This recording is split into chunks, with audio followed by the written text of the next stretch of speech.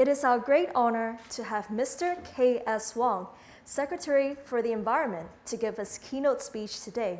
Secretary Wong, please. Good morning, BEC Chairman, dear friends, online and physically in this room. Firstly, thank you, BEC, in organizing this event. And I interpret that today's keyword is about ABC. A means about actions and ambition by B, business sector, to help Hong Kong to meet C, the carbon neutrality target. Today, I would like to take this opportunity to share with you three aspects. Firstly, in order to mobilize the whole society, including the business sector and individuals, to support Hong Kong's carbon neutrality pledge, the government should demonstrate by itself that he's serious about that. So besides launching various environmental policies, the government as an entity have to do its part. And as highlighted in the blueprint, there are three major local carbon emission sources in Hong Kong. Firstly, about electricity generation and consumption. Second, about transport. Third, waste management. So the government set the energy saving target. In the earlier 5 years, we set the target is to reduce the electricity consumption 6% or 5%, 5% in 5 years. And we met it. We need the collaboration of all the government departments because they are consuming electricity in public buildings. And in 4 years, a year earlier, we met the target. Overall, we met the electricity saving in 5 years, saving almost 8% of the total electricity consumption in government buildings. And earlier, we updated our target and make it the green energy target, the first of its kind for the government. It expands the coverage, not only the buildings, but also all infrastructures managed and owned by the government. And not only electricity, but also different types of energy used and consumed by the government. And set the target is 5 years, 6%. The progress is pretty good. In the first or second years, we already met 3% improvement in the overall performance. Secondly, it's about transportation. Transport accounts for about 18% of the local carbon footprints. And among the vehicles, private cars, in fact, is one of the major carbon emission sources. Even though its air pollution is not that high when compared with other commercial vehicles, but private cars account for 25% of the vehicle's carbon footprint in Hong Kong. So we launched the EV roadmap earlier. The government set example. Starting from that year, that means last year, if the government has to buy new private cars, medium to small sizes, or to replace them, it must be EV or equivalent. Okay? So we set the example. Certainly there are other challenges because commercial vehicles may not be mature enough for application in Hong Kong. So we would further consider the commercial vehicles applications by the government. And on waste management, we hope to have your support. The municipal waste charging scheme should be in place sometime next year. And the government also, different government office departments have to pay the waste charging similar to business and individuals. That will make a significant change because in these days, even my department does not know how much waste that we are disposing on a daily basis. But with the waste charging, we can measure it, and then we can benchmark and also push further waste reduction and recycling. So I hope the government demonstrates that we are doing our part, and then the other business sector should also play their role. Second point is that in Hong Kong, we understand that there are various large corporations, companies, and say in terms of the energy consumption, even though they only account for a certain percentage of the commercial buildings, but their electricity consumption could be about 30%, 40%, or even more. So we should focus on the big players first. So that's why earlier we launched the 4T partnership after I attended the United Nations Climate Conference held in Paris earlier. That's called the 4T partnership. The government also set example. As said earlier, we set the target, timeline, transparency together to save electricity and asked big developers and corporations, including quasi-government bodies like airport authorities, hospital authorities, etc., to set a similar target. That's pretty effective to drive the business to change. And when we launched the Climate Action Plan, we updated the partnership to become the Carbon Neutrality Partnership and asked them to echo the government's action. And there are 4 key aspects for the Carbon Neutrality Partners to follow. Firstly, about green finance and green procurement. That is not only helping Hong Kong to get the resources to launch various climate actions, but also demonstrate that Hong Kong could be a finance hub on green finance to help Hong Kong, the region, our nation, and also other countries and cities. That would be an important role for Hong Kong to play. Secondly, is similar to the green energy target, as I mentioned it, set by the government, ask the big developers and big companies to set similar targets. And thirdly, is about green transport. The government set the EV policy on medium to small private cars. The big companies should also follow. Probably the CGs could also follow in Hong Kong. And then waste reduction. As said, waste reduction, recyclings are important. And please support the waste charging and also set the quality-based target on waste reduction and recycling. The response has been encouraging. There are about 70 carbon neutrality partnerships by now. We also would like to promote the transparency. So their submissions are now online.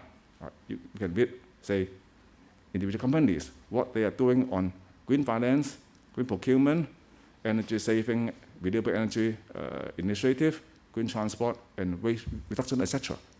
Some of them are still not allowing us to make their data transparent because I understand that some of them are trying to catch up.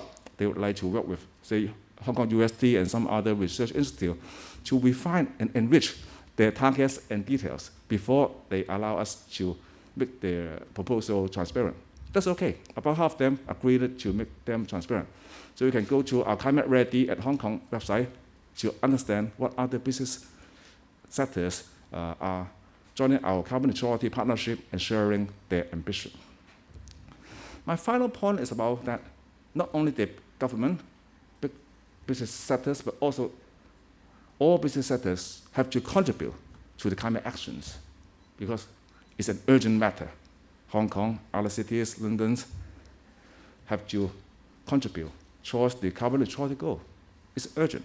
But certainly, there are opportunities, and we have to, based on individual cities' challenges, and to do as fast, as much as we can. So according to the Climate Action Plan, as mentioned earlier, there are 4 key aspects that individual companies should contribute to all of them. And based on your business ambit, to consider how you should prioritize and contribute to each of these aspects. For instance, on the electricity generation, we set a target, say by around 2035.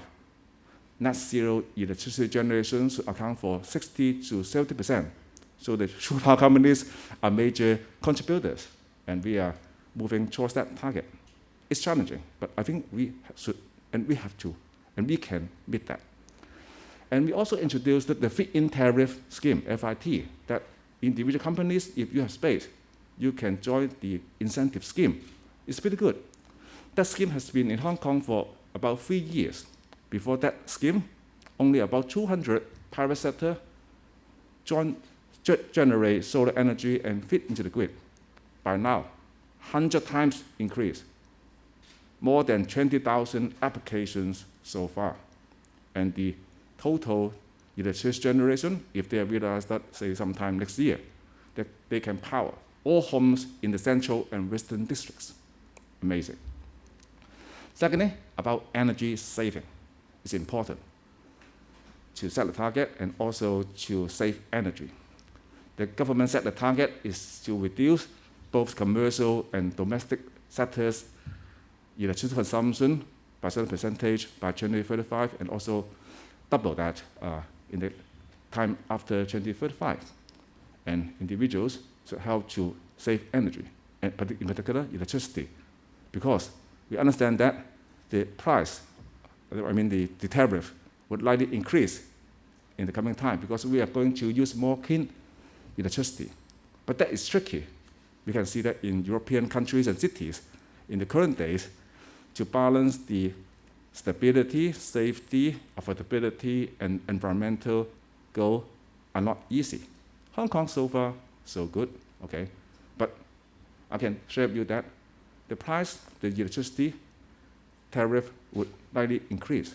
So save that would mean to help your business and also help to save Hong Kong's total input on the necessary infrastructure on net zero electricity generation. If we don't save electricity, the whole society have to bear that cost. Thirdly, it's about the green transport. As I mentioned earlier, we are promoting the electric vehicles and even other new energy vehicles. When we launched this EV roadmap last year, we mentioned that out of every 8 new power cars registered in Hong Kong, 1 was EV. That is the highest ratio in the entire Asia. In the first quarter this year, it increased to 1 out of 2. That's probably one of the highest ratio, among one of the highest ratio in the world, far better than the UK and London. Anyway, because Hong Kong has its opportunity, it's relatively small, then the current technology of the EV power cars are good enough for Hong Kong. But the business sector has to contribute.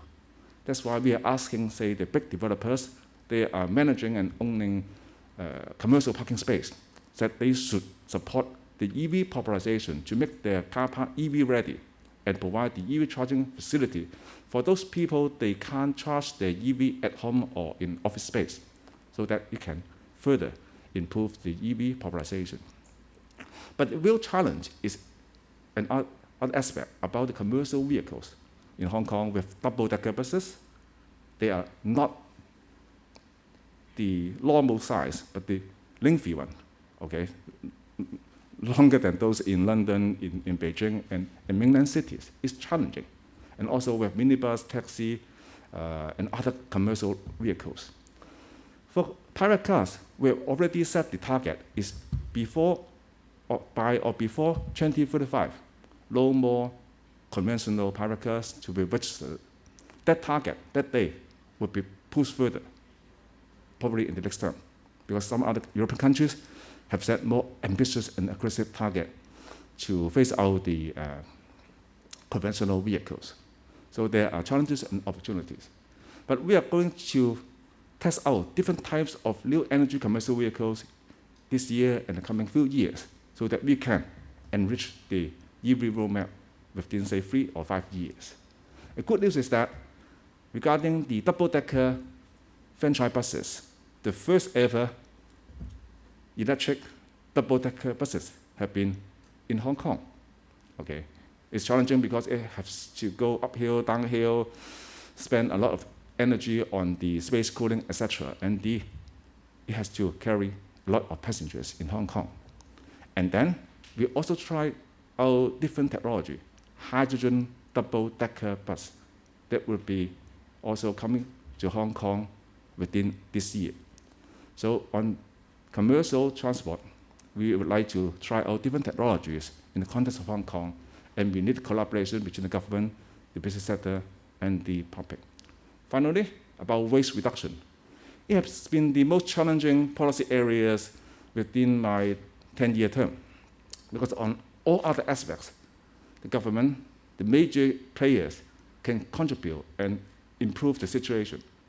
But particularly on waste, it needs the contribution by everyone in town. So far, the waste generation per capita in Hong Kong has not been really improving. But we have to do more. So I urge everyone to seize the opportunity of the municipal waste charging that should be in place sometime next year. That will help Hong Kong to further reduce waste at source and improve the clean recycling percentage. Finally, I said earlier, there are many opportunities in the climate actions: green finance, green economy, green innovation and technology, and also the government is working on large-scale new development areas like the Northern Metropolis. We made a pledge. Those new development areas have to be carbon neutral, healthy, livable. So let's work together, and there are many business opportunities. Government would tighten up the regulations, but I hope all of you can see the urgency and opportunities to help Hong Kong to meet the carbon neutrality goal. Thank you.